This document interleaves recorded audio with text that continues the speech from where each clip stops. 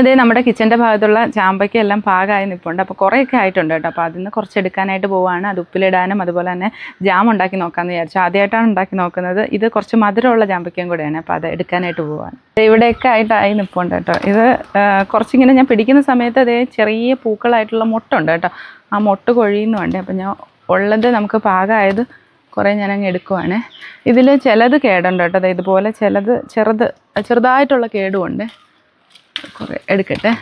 കൊല പോലെ ഇങ്ങനെ പിടിച്ച് നിൽപ്പുണ്ട് കേട്ടോ. അപ്പോൾ അതും കൂടെ എടുക്കുവാണ്. ചിലതൊക്കെ കേടാണ്, നമുക്കത് മാറ്റാനും ഉണ്ട് കേട്ടോ.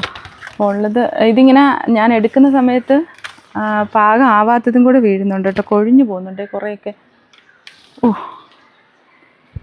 ഉണ്ട് ഇവിടെ. ഇതേ ഇങ്ങനെ പിടിക്കുമ്പോൾ ഞാൻ ഒരു കൊല പിടിക്കുമ്പോൾ അതിൻ്റെ അപ്പുറത്ത് ഉള്ളതും കൂടി ഇങ്ങനെ വന്ന് വീഴുവാണ് കേട്ടോ. നല്ല പൊക്കത്തിലായിട്ടും ഉണ്ട്. നല്ല വലിപ്പമുള്ള നല്ല വെയിറ്റുള്ള ചാമ്പയ്ക്കയാണ് കേട്ടോ. അതുപോലെ തന്നെ നല്ല മധുരമുണ്ട്. ഇത് ഉപ്പിലിട്ടാലും നല്ല ടേസ്റ്റ് ആയിരിക്കും കേട്ടോ. ഞാൻ ഇതുവരെ ഉപ്പിലിട്ടിട്ടില്ല. കഴിഞ്ഞ പ്രാവശ്യമൊക്കെ ഉണ്ടായെങ്കിൽ നമുക്ക് കഴിക്കാൻ വേണ്ടിയിട്ട് മാത്രമേ കിട്ടിയുള്ളൂ. അന്ന് ഇത്രയും സൈസ് ഉണ്ടായിട്ടില്ല കേട്ടോ. ചെറിയ ചാമ്പയ്ക്കായിരുന്നു. ഇപ്പോൾ ഇതേ നിറയെ ഉണ്ടാവുകയും ചെയ്തു. അതുപോലെ തന്നെ നല്ല വലിപ്പത്തിലുമാണ് ഉണ്ടായിരിക്കുന്നത്. അപ്പോൾ ബാക്കിയും കൂടെ എടുക്കട്ടെ. ഇത്രയും ചാമ്പയ്ക്ക എടുത്തിട്ടുണ്ട്. ഒത്തിരി ചാമ്പയ്ക്ക ഉണ്ട്, ഇനിയും ഉണ്ട് കേട്ടോ. മുകളിലേക്കാണുള്ളത്. അപ്പോൾ അത് അടുത്ത ദിവസങ്ങളിലായിട്ട് എടുക്കാമെന്ന് വിചാരിച്ചു. ഇത് ഞാൻ ഈ ഒരു ഭരണിക്കുള്ളിലേക്ക് നമ്മൾ കല്ലുപ്പൊടി ചേർത്തിട്ട് കാന്താരിയും കൂടെ ഇട്ടിട്ട് ഉപ്പിലിട്ട് വെക്കാൻ പോവുകയാണ്. വെള്ളം ചേർക്കില്ല.